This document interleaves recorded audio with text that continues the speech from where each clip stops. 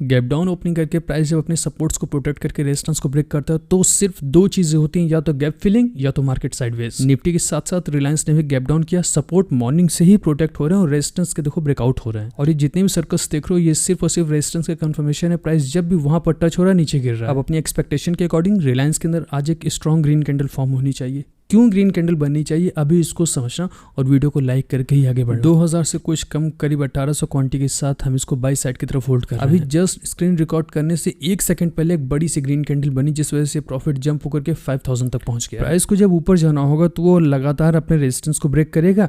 Price को अगर नीचे गिरना तो रेजिस्टेंस प्रोटेक्ट करके सपोर्ट को ब्रेक करेगा। ये सिद्धांत कभी फेल नहीं होता मार्केट में और इस चीज को आप समझो। डे टाइम फ्रेम पर हम लोग चले। अब एक चीज पर गौर करो, प्राइस किसी एक पॉइंट पर आकर के अपसाइड की तरफ जंप ले रहा है। एरोज से अगर हम डिफाइन करें, प्राइस 3 बार उसी जगह से सपोर्ट लेके ऊपर की तरफ भागा और आज भी ये वहीं पर स्ट्रगल कर रहा है। यहाँ तो देखो हाई वॉल्यूम के साथ एक स्ट्रॉन्ग कैंडल बनी जो कि सपोर्ट पर सपोर्ट की कंफर्मेशन है। इसके पहले देखो लो वॉल्यूम के साथ प्राइस हमारे सपोर्ट पर आया और यहाँ से ये सीधे ऊपर की तरफ चला गया और प्राइस भी ऊपर चला गया।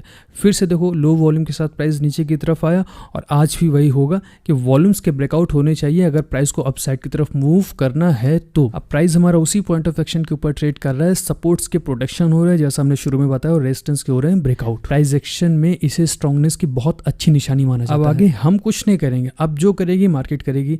हमारा काम था रीडिंग करने का, कर ली। हमारा काम था मार्किंग करके वेट करने की, वो हम करेंगे। अप साइड की तरफ एक स्ट्रॉन्ग मूव की एक्सपेक्टेशंस हैं, अगर ऐसा होगा तो ठीक, अदरवाइज हम अपना स्टॉप लॉस दे देंगे और घर चले जाएंगे। बातें करना और डायलॉग बाजी करना एक बात है, लेकिन एक जो रियलिटी है, जो फैक्ट है कि ट्रेड करने के बाद में सांसें ऊपर के ऊपर और नीचे के नीचे रहती हैं जब तक हमें टारगेट मिल नहीं जाता। आधा टारगेट कंप्लीट हो चुका था लेकिन पता नहीं क्या वो प्राइस एक झटके में नीचे। अब हमने मान लिया कि स्टॉप लॉस जाने से कोई रोक नहीं पाएगा, लेकिन ये जितनी स्पीड से नीचे आया उसकी डबल स्पीड में ऊपर की तरफ भागा। पूरा प्राइस रिकवर हो गया, इंट्राडे का नया हाई लगा। इस मूव के बाद बहुत कॉन्फिडेंस आया, इतनी जल्दी हम होप छोड़ते नहीं। लेकिन मार्केट बीइंग मार्केट, ये एक एक कैंडल में तुम्हारा दम निकालने की ताकत रखती है। लेकिन हमें इतना मालूम था कि अगर ये वाला स्विंग गया तो फिर टारगेट हो सकता है हमें एक झटके में 1 या 2 कैंडल में ही मिल जाएगा। वॉल्यूम्स के लगातार ब्रेकआउट हो रहे थे, प्राइस नीचे की तरफ स्विंग कर रहा था लेकिन जंप इसने अपसाइड की तरफ हुआ और लास्ट में पूरा का पूरा टारगेट हमें मिला। स्टॉप लॉस जाते जाते बचा। हाफ टारगेट कंप्लीट करने के बाद में जो अचानक से एक ब्लैक कैंडल बनी ना, खत्म हो गया। उतने में एक नया ट्रेडर तो भाग जाएगा मार्केट से, लेकिन होल्ड करना है। यही तो चैलेंज है मार्केट में काम करने। अगर उस डर से हम एग्जिट कर जाते जो अभी हमारा प्रॉफिट चल रहा है ना, ये प्रॉफिट होता ही नहीं है। हमने होल्ड किया जिस वजह से हमारा 16-17,000 का प्रॉफिट अपने अकाउंट में है। नियम बिल्कुल सिंपल सा है कि स्टॉक सेलेक्ट करो, ट्रेंड आइडेंटिफाई करो, एनालिसिस करो, एंट्री स्टॉप लॉस टारगेट लगाओ और भूल जाओ। उसके बाद या तो स्टॉप लॉस या टारगेट। ऑप्शन से दूर रह के तुम इन सारी चीजों की प्रैक्टिस करो और थोड़ा थोड़ा पैसा बनाओ, तुम्हें मार्केट से प्यार होने लगेगा।